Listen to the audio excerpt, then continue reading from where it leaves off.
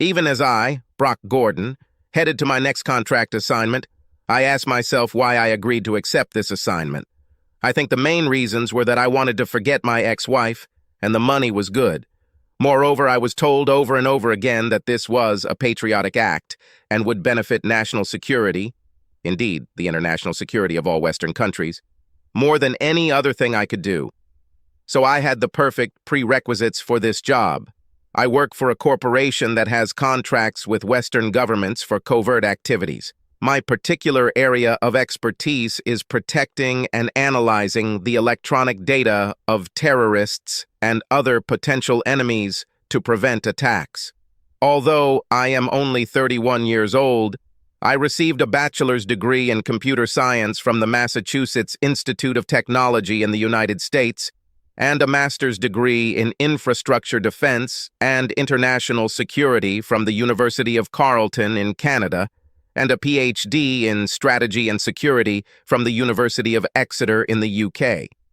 The work was to last approximately a year, the estimated time it would take to do what was needed, in a remote location in British Columbia, Canada.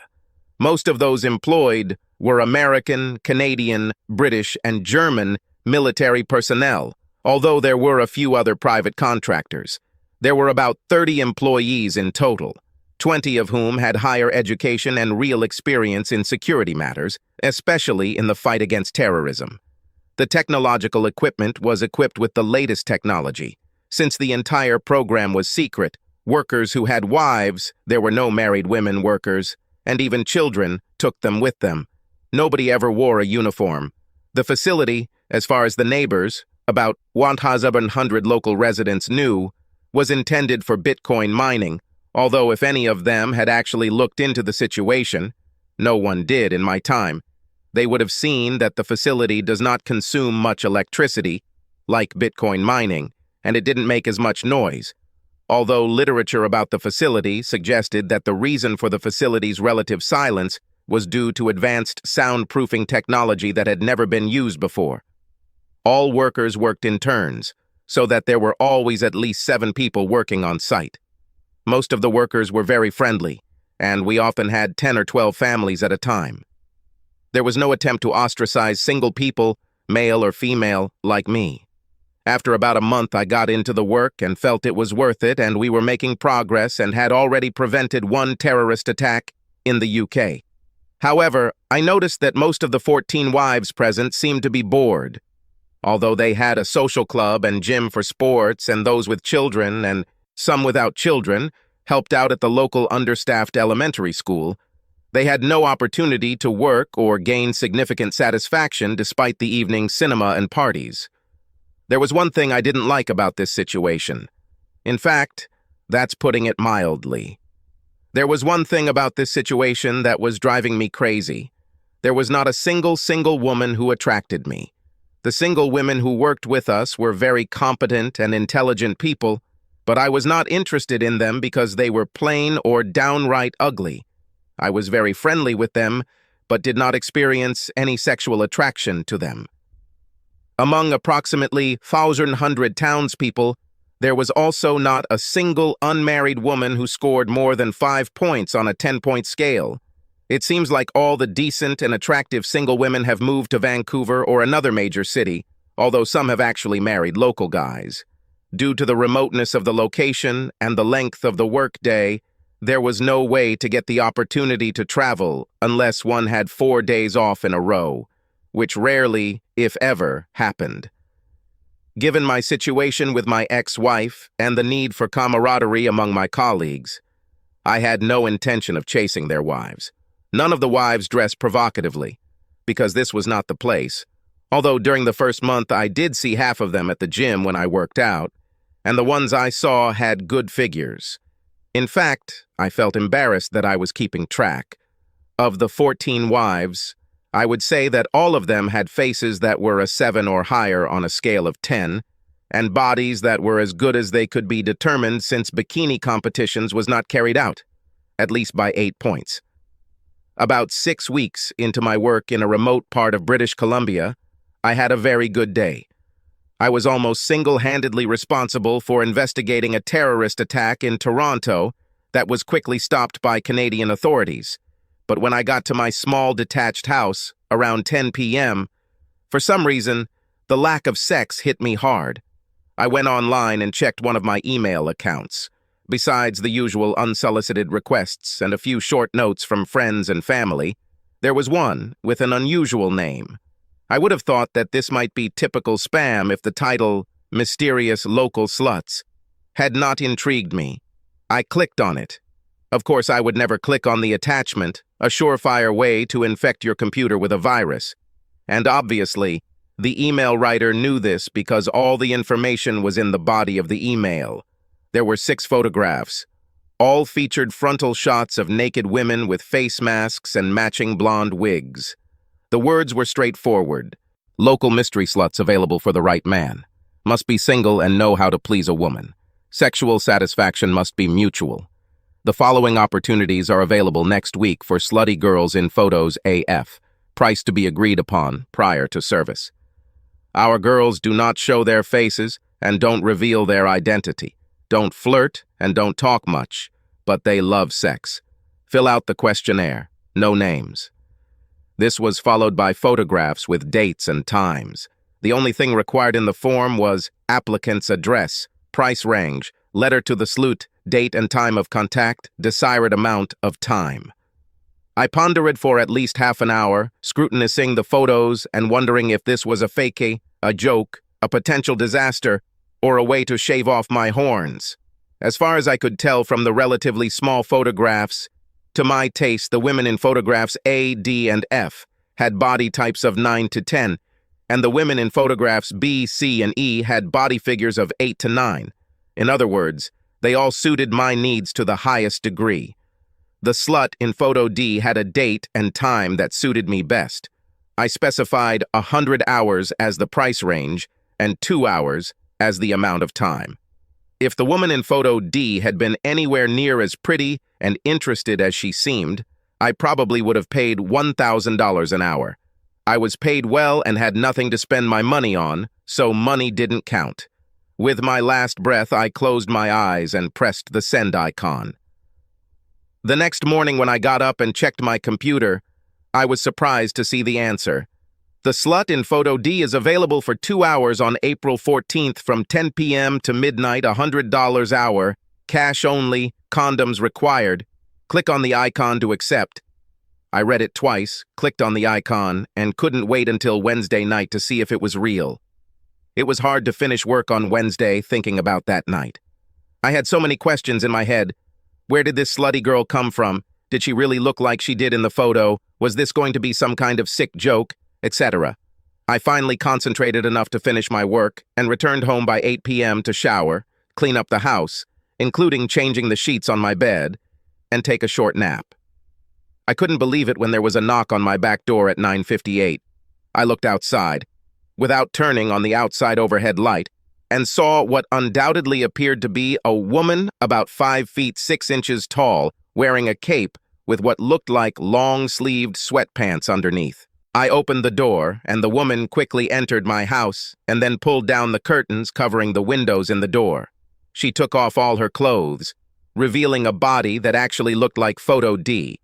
Her mask wasn't cute, but it wasn't creepy either, and her blonde wig seemed to be glued on tightly. In a hoarse, obviously mechanically altered voice, she said, "Please put $200 in my fanny pack and then take me to your bedroom." I did as I was told and quickly undressed as soon as I entered the bedroom. She looked at me from the waist down for a good 15 or 20 seconds, then asked, "Do you have Magnum condoms?" "Of course," I answered, holding out a box of 12 pieces. Kissing on the lips was impossible because of her mask, but she wasted no time in wrapping her arms around my flagpole. It didn't take long before we went from standing to lying on my clean sheets. D was so damn active. We both lay there, panting, exhausted, and despite the relative speed of our coupling, our bodies were glistening with sweat. It was amazing, simply amazing, I smiled. "Is it worth $100 an hour?" she asked in her mechanical voice. "It costs $10,000, but $100 is all I can afford." I smiled again. Her eyes danced even more. Then she said, If you promise not to try to look me in the face, I will take off my mask to prepare for the second round. The best offer I have received in recent years. She removed the condom from me, making sure she was stimulating my penis, tied it off, and expertly threw it into the wastebasket in my room. "You Caitlin Clark?" I asked, comparing her masterful shot to the highest-scoring women's college basketball player in the United States. She giggled at this, laid me on my back, and said, "Look straight up, not at me." I couldn't see, but I felt her lift her mask slightly. It didn't take long before I moaned and was all geared up, the fastest recovery I could remember, no doubt due to the fact that I hadn't had sex in a long time. I rolled her off me. I thought something was wrong, and it was confirmed when I heard Dee say, "Oh shit." I understood what she was talking about. I didn't have a condom on. "Sorry," I said. "I didn't realize this until now. I have to say that even though I had no intention of having sex without a condom, it was amazing." Even though she found it a little awkward to talk in her altered voice, we had a very pleasant conversation in bed. Eventually, she started massaging me from the waist down again, and, to our mutual surprise, my friend came to life again. "Is this thing really ready for the next round?" She giggled. At least, as far as I could tell, it was a giggle. "He really likes you." I smiled, reaching for another condom. "Forget about the Magnum," she said, playing with my foreskin. "The damage has already been done, so we can have as much fun as possible." It was 12:30 when we came out of our shared shower, and she got dressed. "I'm sorry it took more than 2 hours," I told her. "But I don't," she laughed. At least, I think it was laughter. "It was the most fun I've had in years," she said. "In fact, if you decide to use my services again, just get an STD report and salary's $50 an hour, and we can meet as often as we want without condoms." I looked into her eyes intently. "I would like to kiss your lips," I growled. "Maybe someday," she answered, stroking my cheek. For the first time since I arrived in British Columbia, I went to sleep a completely satisfied and happy person. Visions of our extraordinary sexual relationship played pleasantly in my mind. After my experience with Dee, since that was when my schedules coincided with the opportunities they noted in revised, the email I received every week used C, A, F, B, and E. They were all very different from each other, but each was fun and sexy in its own way. What they all had in common was sexual tension. Given what Dee told me when she left my house, I quoted $50 an hour and 2-hour sessions as my price and time, without any backlash. Everyone seemed to be happy with this arrangement. In short, all 6 of them were great. After 2 weeks of dating others, I finally found a time that worked for Dee and I. I booked it immediately and went to get tested for STDs after my last hookup with the last of the 5 other whores. My second encounter with Dee was even better than the first, something I had thought unlikely, if not impossible. Not only was the sex amazing, the best of my life, but I really felt connected to her, and I think she felt connected to me. Over the next 4 months, my life changed from the longest period of sexual lull of my adult life to the most varied and intense sex I had ever had.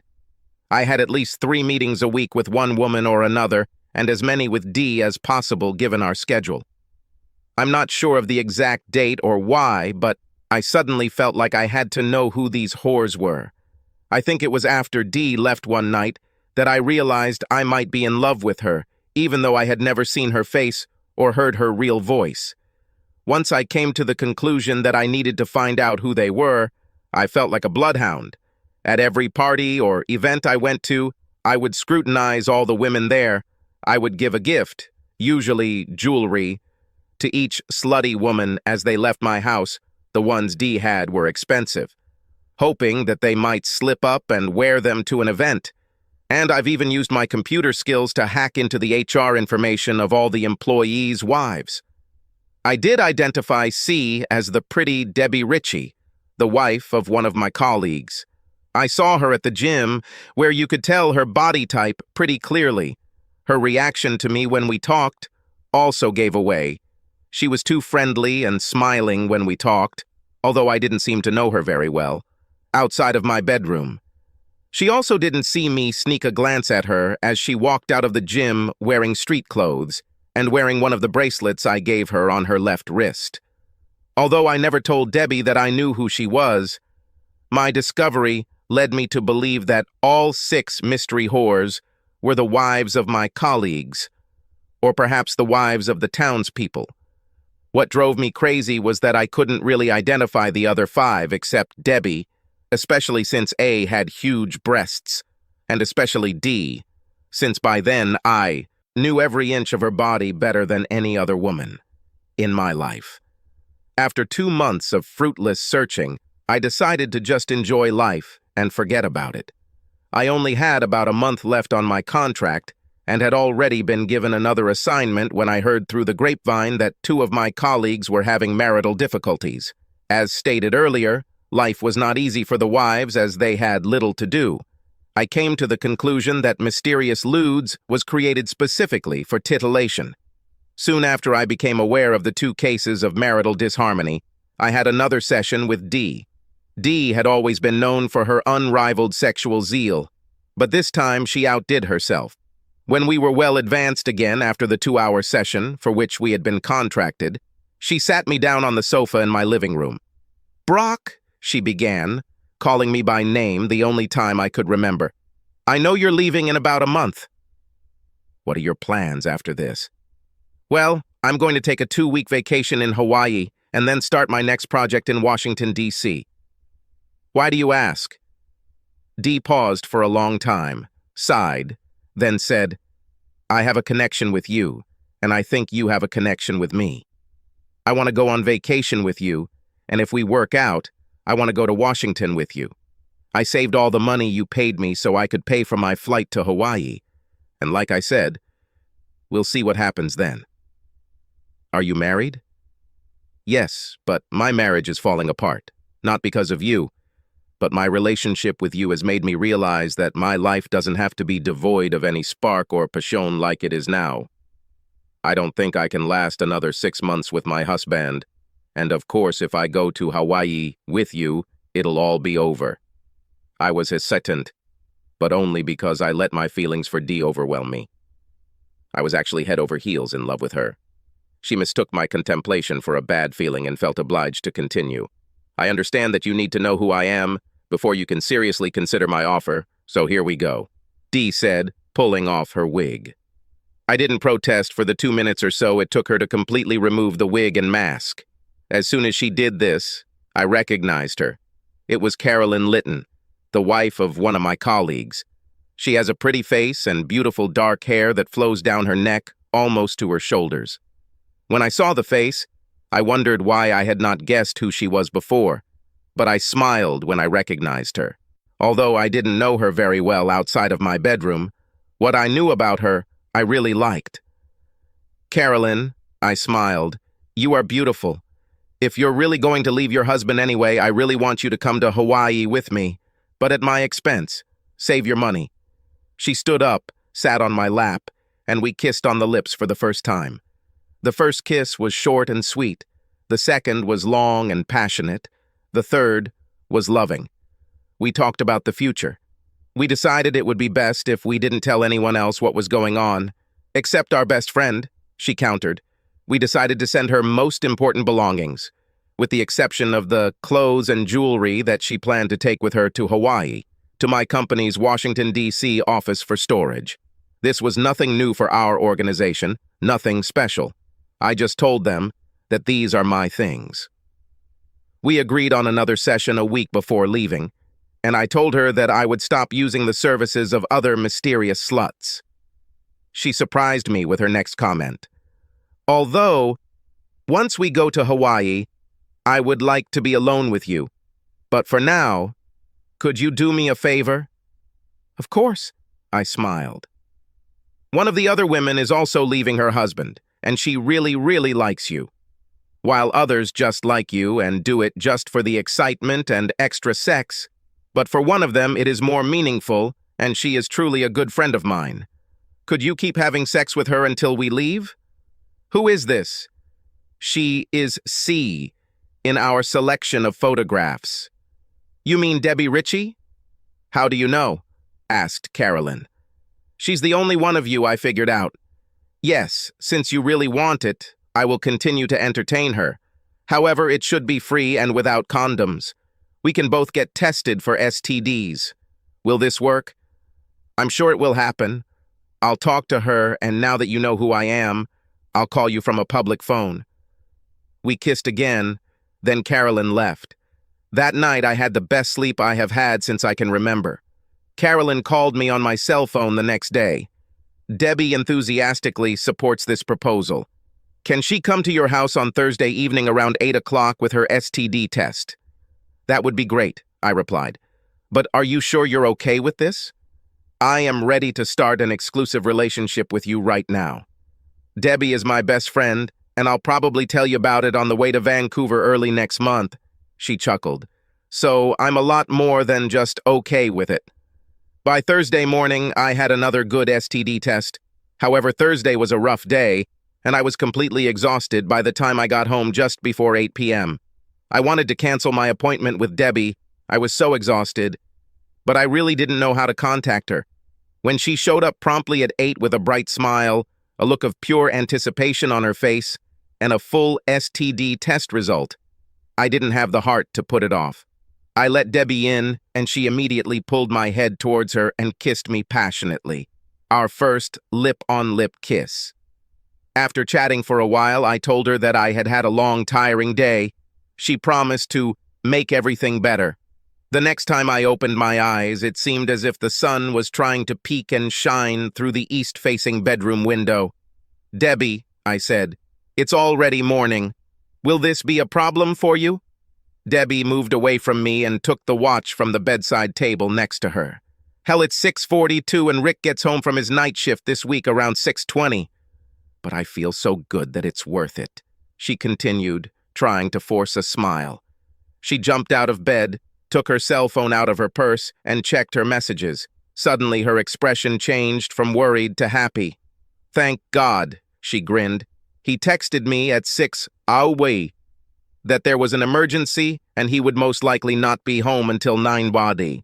I will tell him that I just got up. After she texted Rick, she put her cell phone back in her purse and I jumped off the bed and grabbed her. That means we have time for another fantastic sex, I grinned, hugging him. As she left, we had another passionate kiss. I had breakfast and got ready for work. The fatigue of the previous evening was replaced by a sexy little minx carrying my ashes, and I was blessed with a good night's sleep. The rest of the month went by pretty quickly. Carolyn and I no longer had sex. We now made love once a week, and I talked to her on the phone every day. Our conversations were relaxed and meaningful. I became more and more confident that she and I had a real future together. Last month, I also had sex with Debbie 2 nights a week. It was purely recreational sex, and very good sex at that. She was the only person who knew that Carolyn and I were going to Hawaii together and trying to form a long-term relationship. However, she did not hesitate to tell me that she was soon going to divorce Rick, and that, if Carolyn had not already claimed me, she would make every effort to get me to take her with me. I told her that she was amazing and sexy and that she would have no problem finding someone who would truly appreciate her. Carolyn and I planned to leave on Saturday morning. She pretended to leave with Debbie, who was supposed to take her to the nearest bus station on Thursday, but after they drove around a bit, Debbie dropped her off about 100 meters from my back door, hidden in the woods, so that no one saw Carolyn enter. That Thursday night, Carolyn and I spent the first night together, and it was magical. The sex was amazing and leisurely, but what was more important were the strong feelings we had for each other. On Friday, I attended my going-away party between 2 shifts at the site. Everyone was friendly, even Carolyn and Debbie's husbands, who of course had no idea what was going on. I made one last attempt to find out who the mystery whores A, B, E, and F were, but to no avail. I left the party as soon as it was appropriate for me, saying that I needed to get up early to head to Vancouver and have another wonderful night of love with Carolyn. Carolyn and I set off on the roughly 400-mile drive to Vancouver a little after 6 a.m. on Saturday morning. We talked about a lot of things. but I was determined to learn as much as I could about the mysterious lewds. So after a quick stop for brunch, I said, "Okay, Carolyn, you promised to tell me about mysterious sluts, so start posting it. What do you want to know? Whatever you are ready to tell me, but let's start with how many clients you have." "Only one, you," she grinned. "What?" I thought she was joking. "Let me tell you how it started, then maybe you'll believe me." "This must be delicious," I laughed. As you know, my wife's life in this institution was unbearably boring. We had nowhere to work, no worries, little time off with our husbands, nowhere to go. Debbie and I quickly became best friends, and we got along great with most of the wives and often played cards, just to chat and pass the time. We all started working out regularly, as the gym was just about the newest in town and better than you'd expect for a town of 1,100 people. And we all started getting into the best shape of our lives. "There's only one problem with intense exercise, though," she chuckled. "What is this?"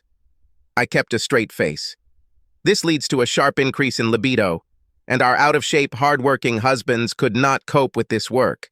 There wasn't much of a choice, however, since the townspeople weren't particularly desirable, and as you could easily see, none of the single men among the workers were even remotely sexy.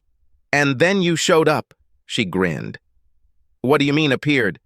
"Tall, handsome, fully fit, and charming single guy.